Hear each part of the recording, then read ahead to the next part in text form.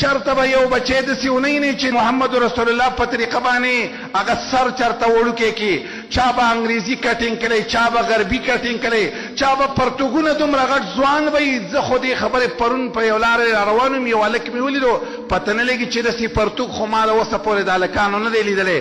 ما د چا نه تپوس وکړو ما دا څه شي دي؟ ویل دا یو نوی پیشن اوس راوتی.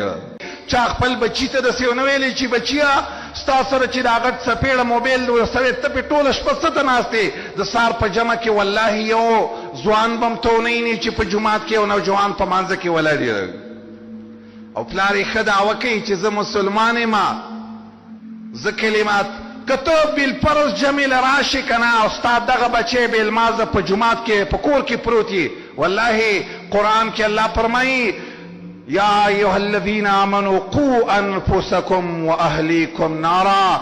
ایمان والو ځان چې څنګه د جهنم نه بچ کې د خپل اهل سوچ وکړه، د خپل بچی دې سوچ وکړه.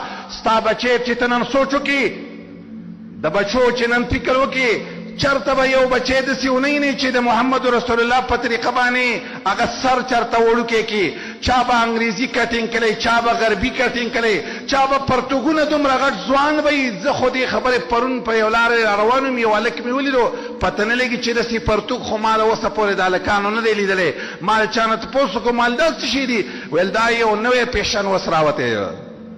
یو خو زمونږ د امت ځوانانو، زمونږ د محمد رسول الله ځوانانو، هغوی چې د هغوی یو واقعې ته سوچ وکړي چې هغوی د نبي صلی الله علیه وسلم عثمان رضی الله تعالی یو نوجوان سړی و، مکې ته لاړ.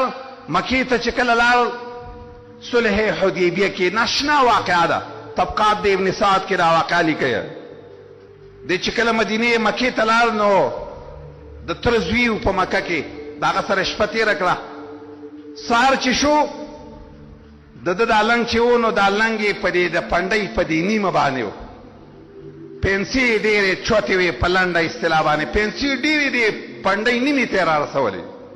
مذاکراتو دپاره تللی و مکې ته.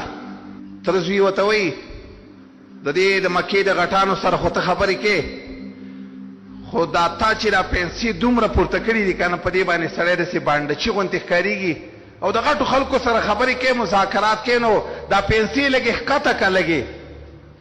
ځکه دا اوس وخت کې د دې ځوانانو هم داسې طریقه ده، بلکې ډېر غربي یافته، ډېر هغه خلک چې د غرب د شودو باندې خپل ژوند تېر کړی او د غرب مور یې رودلې ده، د هغو ټولو خلکو په نظر کې اوس هم داسې ده چې دا پنسي چوتول ګنې دا غوندې د قمقلو خلکو کار دی.